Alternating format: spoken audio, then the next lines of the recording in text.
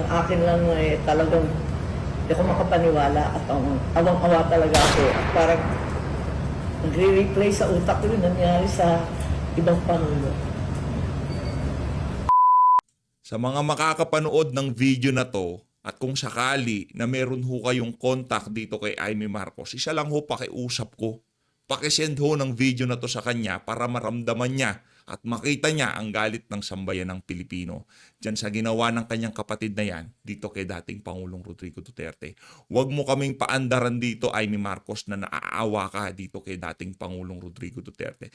Lahat ng nararamdaman mo na awa na yan kay Tatay Digong, isave mo na lang yan para kay Marcos Jr. Dahil kakailanganin mo yung awa na yan pagka siningil na ng sambayan ng Pilipino yang si Marcos Jr. sa lahat ng ginawa niya kay dating Pangulong Rodrigo Duterte. Yun lang ho ang pakiusap natin dito kay Amy Marcos. Huwag mo kaming paandaran na naaawa ka dito kay dating Pangulong Rodrigo Duterte. At para sa mga unipormadong pulis at sundalo, kung naaawa kayo sa ginawa kay dating Pangulong Rodrigo Duterte at alam niyong mali yung ginawa na yan kay Tatay Digong, at patuloy pa rin kayo sa pagsunod sa mga utos ng administrasyon na to, siya sa atin yung maigi ang inyong mga sarili. Kung nasa tamang katinuan pa kayo. Dito ho sa video na to mga kababayan, pag-uusapan ho natin yung video na yan itong si Amy Marcos. Pero bago ho ang lahat ng yan, kumusta ho kayong lahat mga kababayan? Welcome back sa PH Update. Muli ho tayo nagbabalik sa panibagong reaction video. Pero bago natin umpisa ng ating talakayan, gusto ko munang pasalamatan yung mga kasama natin dito sa PH Update na sa kabila ng dumalang ang ating upload dahil mapahanggang sa ngayon, hindi pa rin ho natin matanggap yung pagkaka-aresto kay dating Pangulong Rodrigo Duterte. Tiwala lang ho tayo kay Tatay Digong. Di ho natin alam kung ano pinaplano niya, kung lahat ba ng nangyayari na to kasama sa kanyang master plan o kung ano pa man, pero hindi ho, sobrang napakaraming nalungkot kung pero wala naman ho siguro sana, no? Pero di ho natin alam kung anong nangyayari, kung itong mga kaganapan na to tinadhana ng may kapal para mas ipakita sa sambayan ng Pilipino na itong presidente na to talagang hindi mapagkakatiwalaan at walang mahihahatid na mabuti sa ating bansa. Itong pamilya na to, itong mga Marcos na to, talagang hindi na dapat mabigyan ng kahit anumang pwesto sa pamahalaan dahil pagka nasingkot ho nila, natikman ho nila ang kapangyarihan, talagang napapraning at hindi ho natin malaman kung nasa tamang katinuan. Maraming salamat, Ma'am Arisa Yen. Sir JD The Good Book. Alam ko, Sir Jobert The Good Book, alam ko kung nandito ka, sama-sama tayong makikibaka para dito kay dating Pangulong Rodrigo Duterte. Dito kay Ma'am Risa Isagunde. Ma'am Risa Isagunde, maraming salamat to. Sir Herbiscal. Dito kay Pitots, maraming salamat sa pagsuporta ha. Mega love shoutout. Mama Mary Fukuhori, maraming salamat to. Ma'am Ariza Yen, maraming salamat. Maraming salamat din ho dito kay Michael Jan Akaling. Sir Michael Jan Akaling, hindi pa ko kayo na formal na shoutout pero mega love shoutout. Hindi pa ho kasi natin na ano itong mga to hindi pa ho natin na pasalamatan yung kanilang komento, makikita nyo sa screen. Anyway, maraming salamat to kasi napakarami ho natin tinatalakay ngayong mga panahon na to. Kaya hindi ko na naipa-flash yung pangalan nyo sa screen. Maraming salamat. Mega love shoutout sa. Umpisa na ho natin to dito sa interview nitong si Amy Marcos Manggagamit. Gulo lang ang dulot nito. Hindi na tayo natuto. Paulit-ulit na lang tayo. Problema ako, medyo Hindi na raw tayo natuto. Paulit-ulit na lang tayo. Sabihin mo yan sa kapatid mo, wag mo sabihin sa sambayan ng Pilipino. Kasi kung kami lang naman, wala naman kami magagawa sa mga kabaliwan ng kapatid mo. na nabigla ako sa pangyayari na inaresto si Presidente Duterte at hindi ako maniwala Medyo nayanig ako masyado, kawawa naman si Presidente Duterte. Yang awa na yan, ipunin mo lahat yan. Kakailanganin mo yan kay Sandro, kay Lisa, kay Marcos, sa sarili mo, sa buong pamilya nyo. Kakailanganin nyo yan. Dahil mismong lugar nyo, dyan sa Ilocos Norte, sinusuka na yung apelido nyo at diring-diri sila sa mga pinagagawa nyo. Yang awa na yan. Huwag yung ibigay yan kay Tatay Digong. Marami kami. Ha, sapat na ang awa ng sambayan ng Pilipino dito kay Tatay Diggs. Yung awa nyo na yan, hindi namin kailangan yan. Hindi kailangan ng mga Duterte yan. Hindi kailangan ni VP Sara, ni Kitty, ni Ma'am Hanilet. Hindi kailangan yan ng mga taga-suporta ni Tatay Digong. Wala kaming pakialam sa awa mo, Amy Marcos. Ha? Itabi mo lahat yan, ipunin mo sa garapon. Pag dumating yung punto na kailangan mong ibuhos yung awa na yan, kailangan mo yan sa kapatid mo. Sabihin ko sa iyo, Amy Marcos, kailangan mo yan. Ha? Kailangan mo. Umiikot ang mundo, Amy. Alam mo yan kung paano umikot ang mundo dyan sa pamilya nyo. Nung panahon ng tatay mo makapangyarihan, bigla kayong pinatapon sa Hawaii. At this time, sabihin ko sa iyo, Amy Marcos, hindi namin ipapanalangin na itapon kayo kung saan paman. Tandaan mo yan. Hindi namin ipapanalangin na itapon kayo sa nararamdaman na sambayan ng Pilipino na to. Sa tingin nyo, ba na naisin natin na itapon sila sa kung saan pa man, sa ibang bansa para pagbayaran yung ginawa na yan kay dating Pangulong Rodrigo Duterte? Sa tingin nyo, ba pahihintulutan natin makalabas ng bansa yung mga Marcos na yan? Sa tingin nyo ba mga kababayan? Sa galit na nararamdaman natin na to? At sigurado tayo, kung ang galit natin na to ay ganito, kumusta naman yung mga kababayan natin taga Davao? Sa tingin nyo, ba paliliparin namin yung eroplano? Hindi namin paliliparin ang eroplano. Kahit si Torre pa ang piloto, hindi yan lilipad sigurado. Tandaan mo yan, Amy Marcos. Yan ang paghandaan mo. Huwag mong kaawaan ng matanda. Ha? Nandun siya, nakarelax na siya doon. Sinasalubong siya ng napakaraming OFW. Huwag mong kaawaan si Tatay Digong. Marami nagmamahal sa kanya. So what is your reaction from the pagka-arrest? As a friend. As a friend? Well, ang akin kasi, Pakishare ho nito ha. Pakishare kay Amy Marcos. Mag-comment ho kayo sa baba kasi kung diskumpiyado siya sa sinasabi ko, at least makita niya sa comment section kung ano nga ba nararamdaman na sambay ng Pilipino. Ilabas nyo na lang ho sa loobin nyo pero huwag nyo na sagutin yung mga trolls na yan. Kasi wala naman nung ano dyan eh. Wala naman nung kung mapapala sa mga ano na yan, sa mga bayaran na yan. hindi na tayo natuto. Gulo lang ang dulot nito. Hindi na Scripted tayo talaga. natuto. Etong paulit-ulit ay walang pakinabang sa mga naghihirap sa bayan ang bangayan ng politika. Parang naging siklo na. Literal, yung ina mo eh. Di ba? Totoo.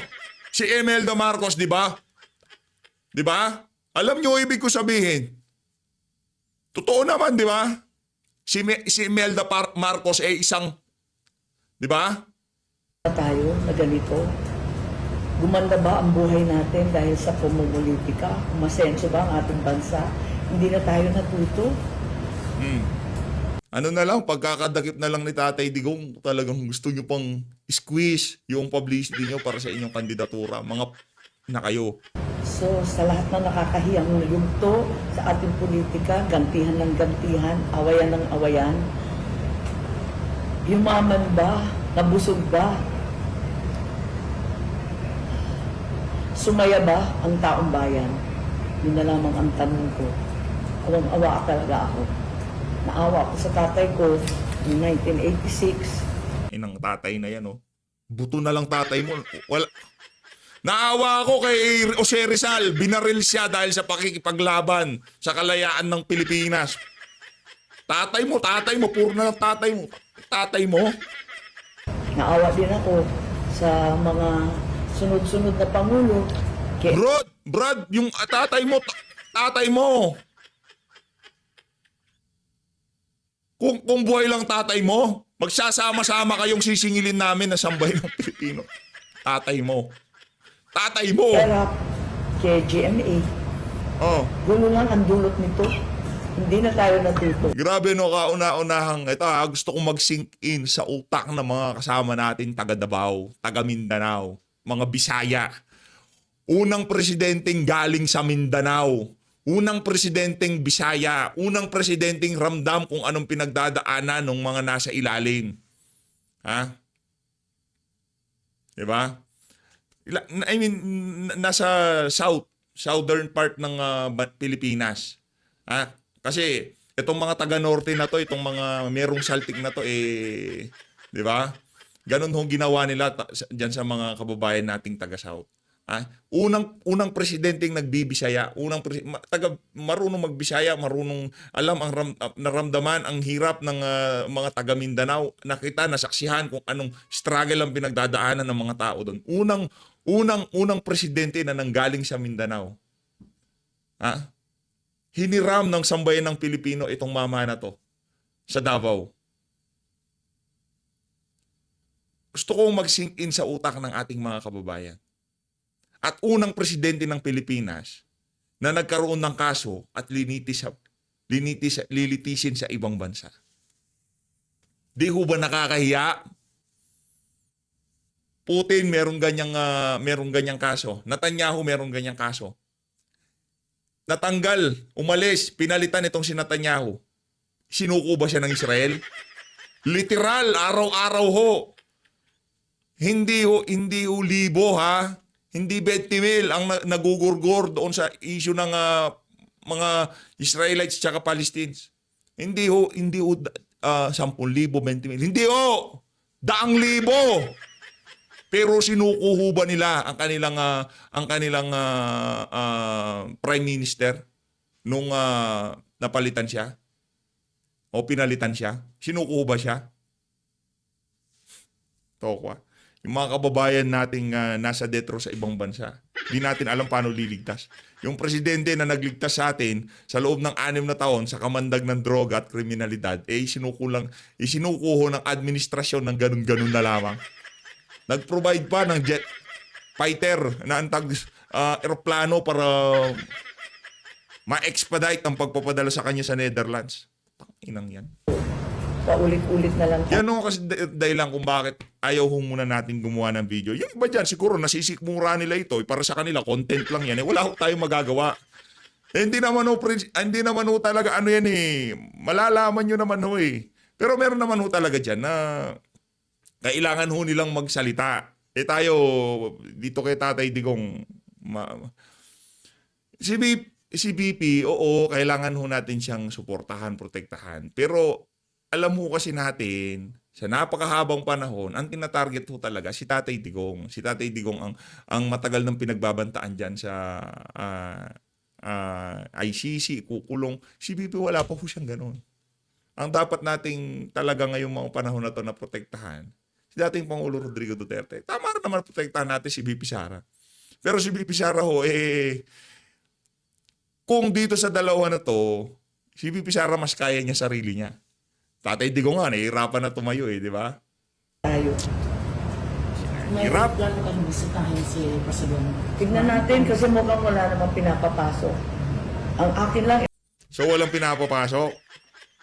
Yung mga ordinaryong Pilipino nga gusto magliparan papunta doon kahit di sila makapasok, basta nakapunta sila doon, masaya sila. Ikaw, tignan natin, alam pinapapasok. Di ka talaga papapasukin doon. Kaya baka magkalat ka lang doon. Baka kung ano na naman kamanggahan ang gawin mo sa loob ng Netherlands. Baka makita ka pa lang, tabas pa lang ng baba mo. Ito yung manggagamit sa Pilipinas. Huwag mong papasukin yan.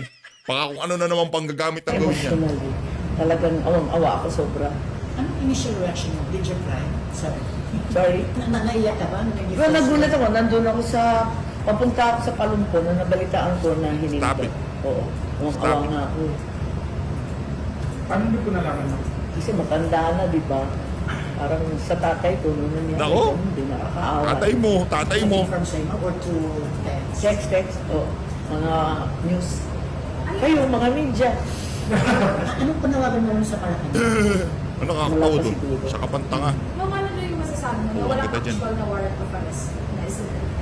Hindi pa ako makapag-comment. Di pa ako nauwi sa Manila para malaman ng facts. Ang akin lang talagang hindi ako makapaniwala at awang-awa talaga ako. At parang nagre-replay sa utak ko yung nangyari sa ibang Pangulo. Pero sabi, war against crime daw yung related. Hindi ko alam. Yun lang nabasa natin. Gusto ko makita. Yung warrant of arrest. Meron pinadala sa akin pero hindi ko alam kung authentic o hindi. Ano? Pinawaran? Si Ring, I don't know. I'm not sure if it's real. Alam mo naman mga fake news ngayon.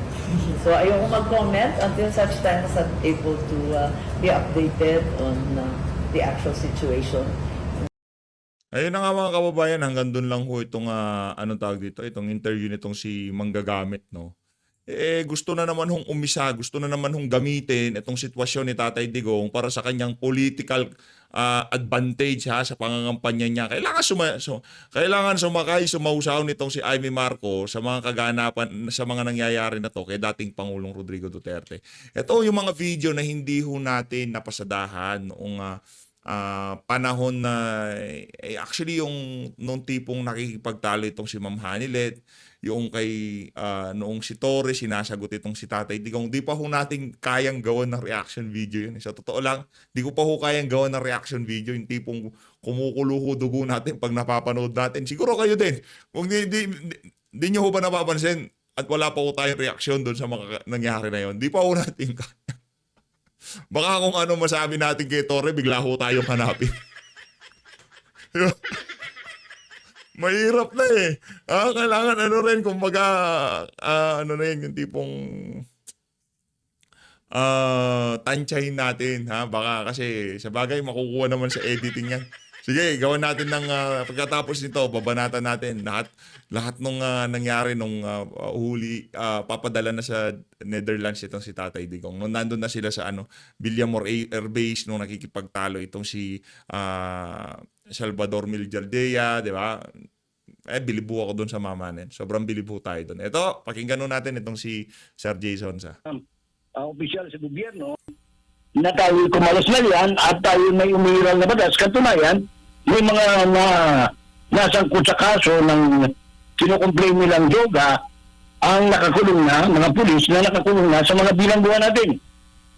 Pangalawa, imposibleng hindi alam ni Ferdinand Romualdez Marcos itong planong paghuling ito.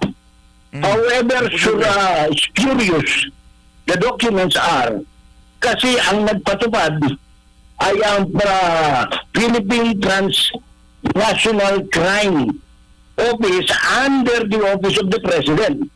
In other words, hindi gagalaw yan ng walang bendisyon mula kay Bunget, mula kay Ferdinand Romualdez Marcos. So, suspect ang lahat ng galaw. Pangalawa, ito ay ako nga sa tinulang Admar, para sa akin, kung sino man itong mga opisyal ng pulis natin, whether it is Marbil, the birthday celebrant, si Torre, at iba pang mga opisyal na nagpunta rin sa airport, sila ay pwedeng kasuhan ng treason sapagkat ito ay pagtataksil sa bayan.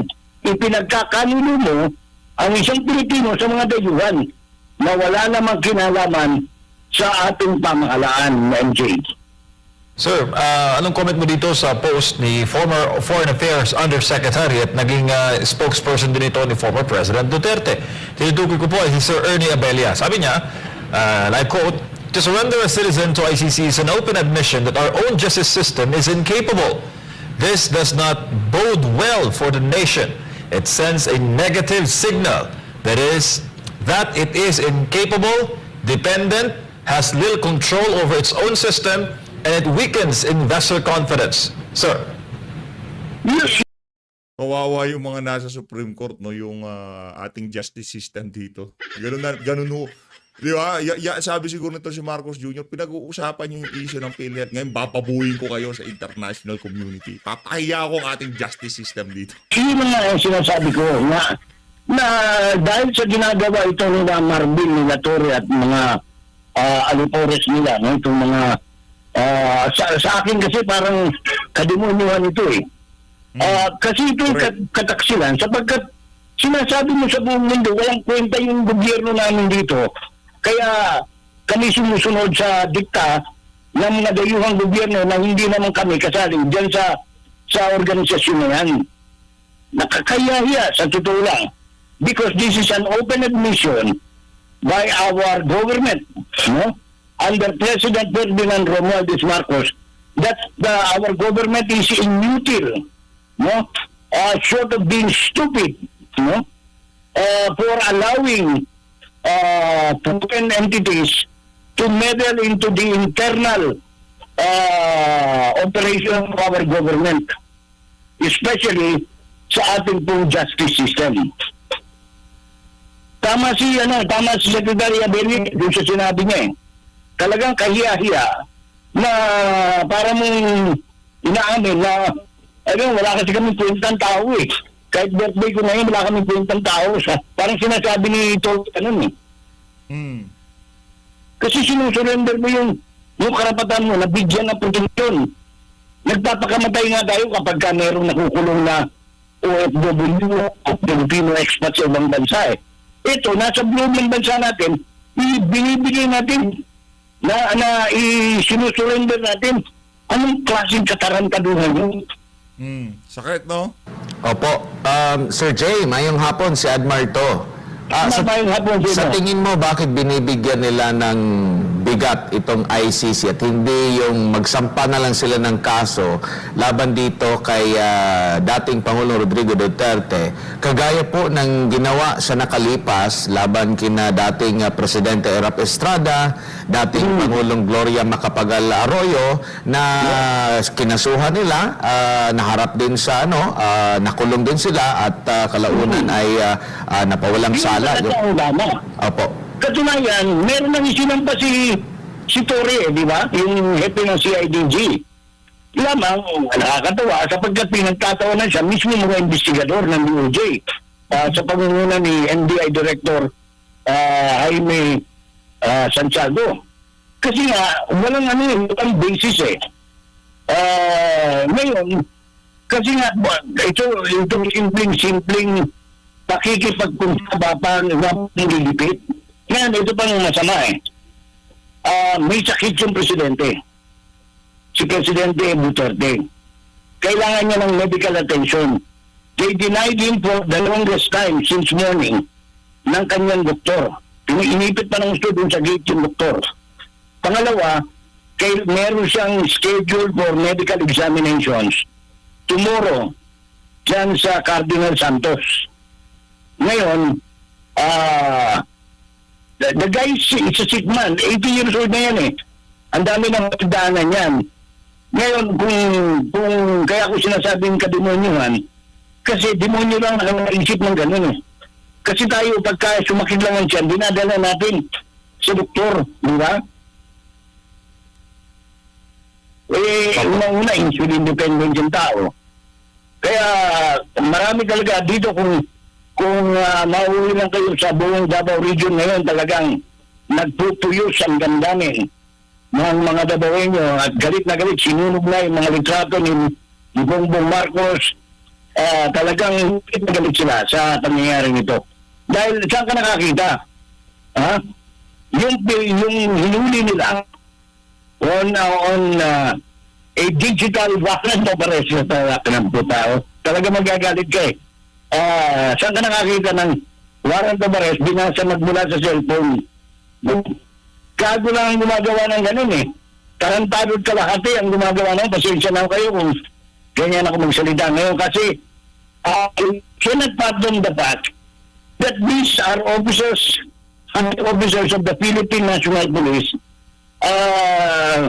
Ang tagal nila unless hindi sila nagkatunay ng mga pulis. No? Kasi simple lang eh. Pag nag-serve ka ng warrant of arrest, original ang dala mo. Ipapakita mo yan sa akusado at sa abogado, kung sa ganun, malino nila kung totoo nga ba yung warrant of arrest. In this particular case, nakita naman ninyo sa lahat ng video, binabasa ni Nicolas Torre mula sa kanyang cellphone, no?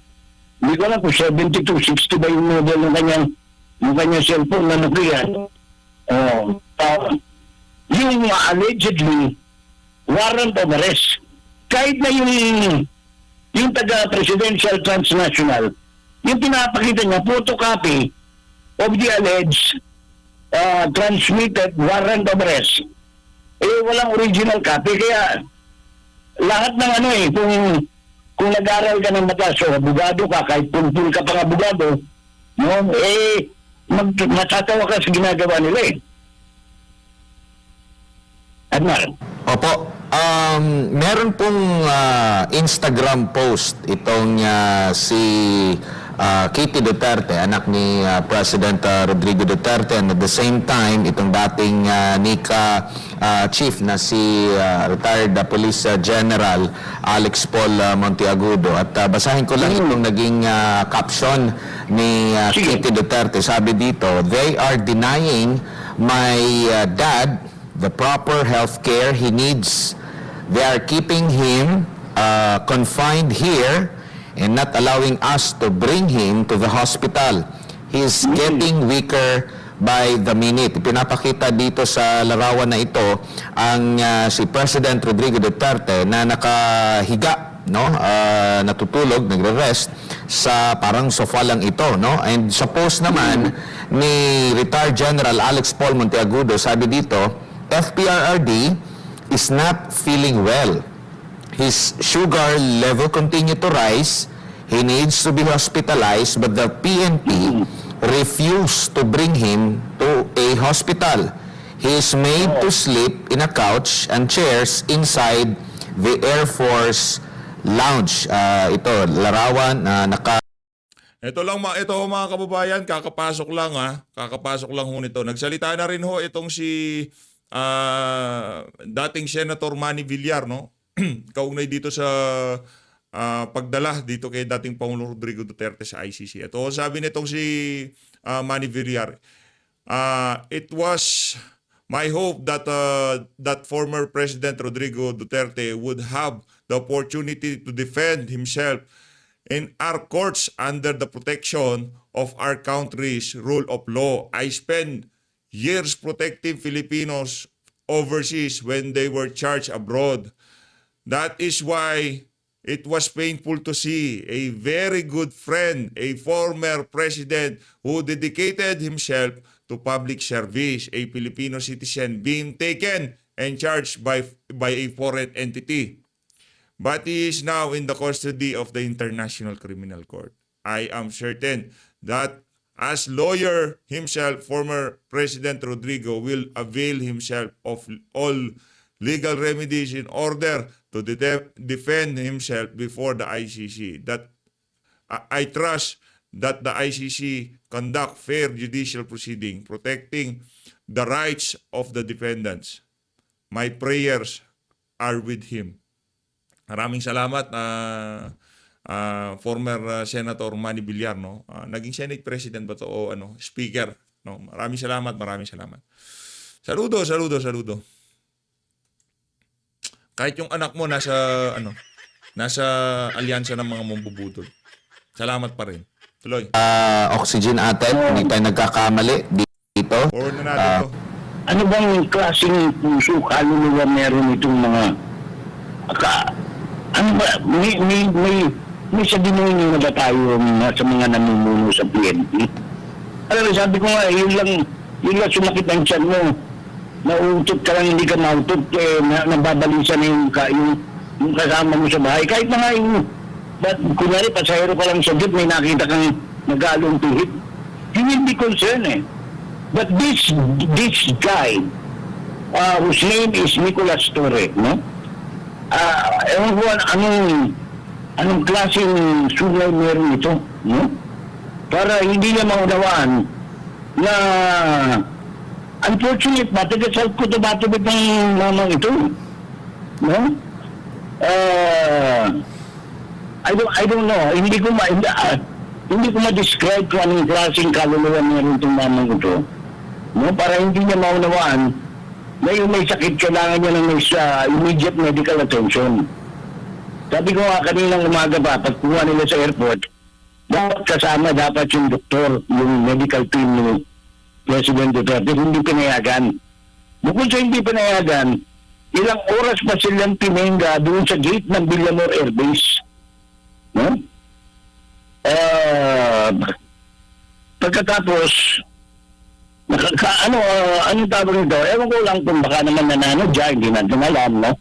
I hope not, no? Kasi, alam mo, magiging civilian ka rin sa next 364 days.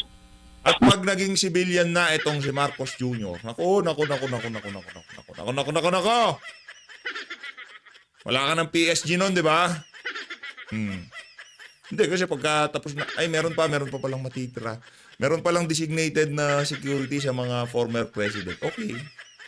Ingat ka dun sa mga yun, ha? Baka DDS yung mga yan, di mo alam. Mr. Torre, I hope hindi mo bukasin ang ganitong pang-aapi, pang-aaba, pang-gigipit, no? Katulad ng ginagawa mo sa kapwa mo, no? Wag na yung ex-president, yung kapwa mo na lang tao, kung iniisip mong tao ka. No? Kasi gawain ng animal yun eh. Opo, sir, ang kampanya po ng administrasyon ng eleksyon ay isang katagalan. Pagkakaisa. Ito pong nangyayari ngayon ay nagdudulot ng pagkakaisa. Ganyan yung binabalik-balik niya ng eleksyon eh. I hope, MJ, wag mo lang palalain ang sitwasyon, no? Kasi, ang Pilipino na pagpasensya yan. Kasi nga, nananawagan si former President Duterte at yung mga kapwa niya leader sa kanilang grupo na maging mahinahon. Pero alam mo, may hangganan yung pasensya ng tao.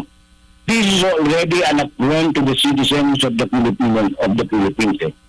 Itong pag-surrender natin ng ating kasarinlan, no, our sovereignty, binabanggit kanina ni Professor Ana na ka-sovereignty, no? Yung kasarinlan, we are abandoning it, we are anong tawag nito? Parang sinusurrender natin yung kasarinlan na pinaglaban ng ating mga ninuno. Magmula kay Lapu-Lapu hanggang sa kauli-hulihang patak ng dugo ni Ejok, no? Ni Edgar Robson. Opo, sir. Pero siyempre, ang mga tao ngayon, kalmado pa. Pero pagka pinilit nila, at saka talagang hindi nila tinugunan ng maayos, yun na lang kanina. Nakikiusap yung mga abogado, no? Sila Attorney Turion, dahil magsasampa sila ng mandamus dyan sa Supreme Court. O tinenggan na naman sila doon. Yung, kung ano yung itsura ng ginawa nila doon sa Kingdom of Jesus Christ Religious Compound sa Davao. Inuulit na naman dito yung trademark na Torre, no? Yung trademark Dubata Seeds, no? Inuulit nila, I just hope the people of Metro Manila and Luzon will be as, hindi sila, sana ganun sila kapasensyoso tulad ng mga miyembro ng Kingdom of Jesus Christ. Kung hindi, magiging madugo ito. Kasi, remember, marami ang kababayan natin na biktima ng mga droga. Na ang laki pasalamat nila na nawala yan for 6 years, no? At muli na bumalik na maupo nga si President Marcos. Sana maging may nahon pa ang mamamayan hanggang sa hindi pa sa magdamag. Pero yung nababahala lang ako doon sa hindi ko nang masisisi si Mr. Duterte kanina, yung sinabi niya mas mabuti ba barilin niyo lang ako kaysa pilitin niyo ko sumakay diyan sa Learjet na nakaparada ngayon sa may Villamor Airways na inerkila, hindi natin alam kung kanino baka Learjet ni Smith ng Balusus yan, no? Kasi wala namang nakalagay dyan kung sino may-ari ng jet na yan na umano'y pagsasakyan kay former President Duterte patungo sa The Hague. Alam mo, kaya sila nagiging nabibisto sa kalokohan nila. Kasi hanggang ngayon, mismong website ng ICC, walang warrant of arrest na naka-issue. Kaya hanggang ngayon, questionable.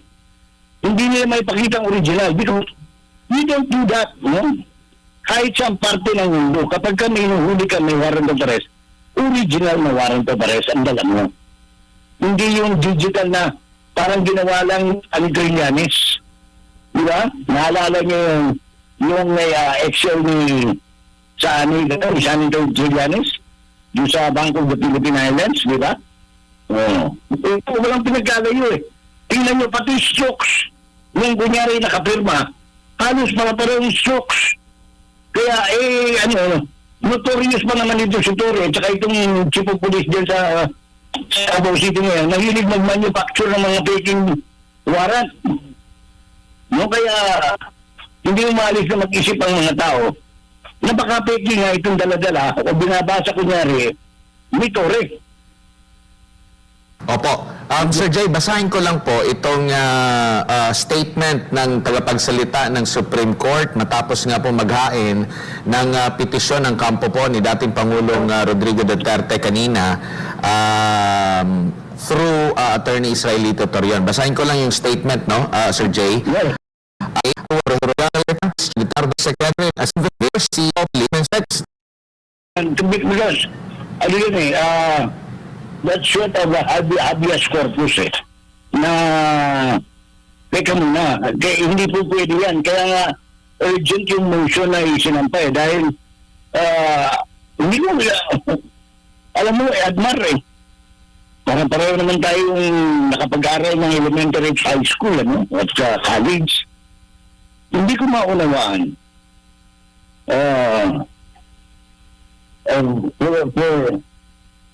ang tawag nito, kung bakit ginagawa ito nila Torre. No, alam nila. Because they have been officers of the PNP from noong March 17, 2019, kung saan take effect ang ating pagkalas sa Rome Statute na siyang nagtatag sa International Criminal Court. In other words, hindi na tayo membro dyan, hindi na tayo nagbabayad. Alam mo ba kung magkano binabayad natin dyan taon-taon dati, Admar? $25 million para pang sweldo. Ngayon, unang-una, I don't think even for a minute na gagawin niya ng ICC knowing na may statement ang President of the United States releasing their assets including their monies and the warning na huwag nilang galawin ng Amerika at mga kaalyado nito dyan sa panggigipit ng ICC. So, yan, isa pang I don't know, unless of course na kompromiso ito sila Marvin at saka si anong pangalan nito, si Torre, na gawin ito in exchange of kung ano man yung kasi imposibleng gawin niya nila ng ganun-ganun na lang knowing their background, especially Torre, who has been declared persona non grata in Samar dahil sa pamumulitika. So I don't know, ayaw kong isipin na ginawa itong utos sa kanya na gawin mo yan sa birthday mo, pag nagawa mo pagkatapos ni Marbil bilang PNP chief, ikaw ang gagawin namin PNP chief at hindi na si Nartates, hindi na si General Nartates. Hindi ko alam kung ganyan nga ang ating kabayaran niya, no? Or meron perang pinag-uusapan dahil hindi naman pwede nga gumalaw yan ng walang quid pro quo kung tawagin nila, no? Ayaw ko mag-isip ng masama kina Marbil at saka kay Torre. At yung sa mga, kita mo nga yung dating spokesman na babae, ang pangalan nun, Jean Fajardo. Opo. Diba? Regional Director na Region K, anong ginagawa niya sa airport kanina? Tapos kinakausap siya ng matino ng Senador Bongo. Tinatalikuran niya, napakabastol, diba? Parang malidukado. Kakaya. Ano ba naman yung hindi ko sandali? Sabihin mo, sir, sorry sir, wala po akong alam dyan. Diba? Hindi. Parang they don't even respect duly elected officers. Ako natutuwa lang, Admar, no, na doon sa balita kanina, dumating si Vice President Sara Duterte at minarapat ng kung sino man yung nagtatagapayo sa kanya na huwag mo nang tumuloy sa anong tawag nito, sa Villamor, sapagkat may balita ako kanina na oras na pumunta roon si Sara, isasama rin siyang huliin ni Torre. No? Kaya napakapangit na pangitain, kaya they have to secure the Vice President. Because imagine mo, lahat ng opisyal natin except for the number 2 are all in the States. Nasa labas ng bansa. Ang Presidente, ang Speaker, ang Senate President. Parehong wala sila lahat dito. Hindi ko alam kung nagkataon ba o sinadya nilang wala dito habang ginagawa itong drama na ito. Tama.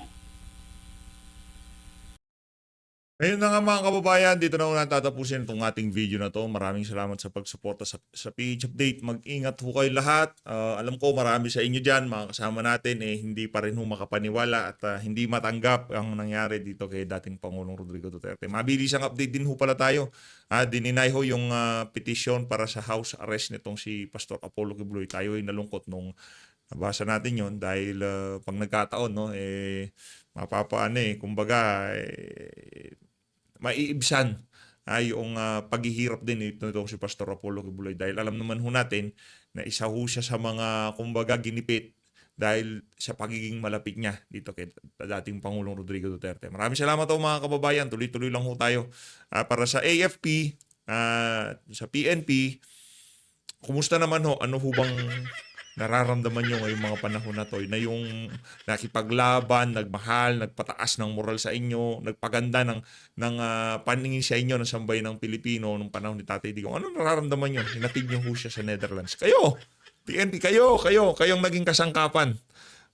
Yang namang base ng mga AFP, yung Villamor RB, si AFP ho yan yan naman hong naging kasangkapan para mailipad si Tatay Digong. Ibig sabihin, yung kanyang minahal na institusyon, alam niya, yan talaga ang, kung gusto natin magkaroon ng matinong Pilipinas, yan dalawa na yan, dapat nagtutulungan di ba? Sorry.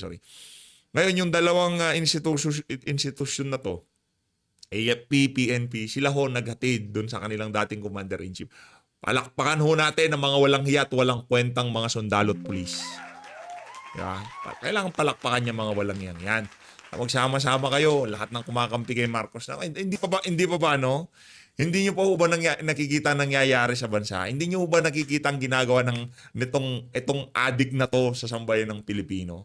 Hindi niyo ba nakikita? Baka paggising natin bukas makalawa, wala na kayong pinagsisilbihang Pilipino. Baka pati yung mga Pilipino hindi na kayo kinikilala bilang tagapagtanggol nila.